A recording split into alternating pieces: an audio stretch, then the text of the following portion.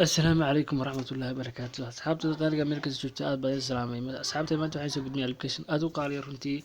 kaasoo inta badan loo isticmaalo secure system markaasoo qofkii telefoonkaaga haddaad telefoonkaaga meel dhigto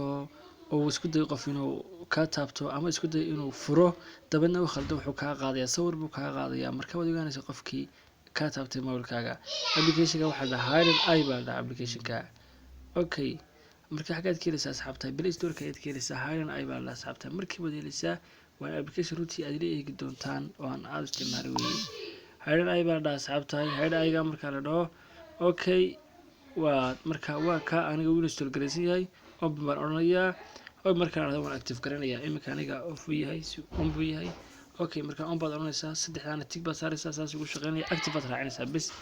application saas ku shaqeynaya asxaabtahay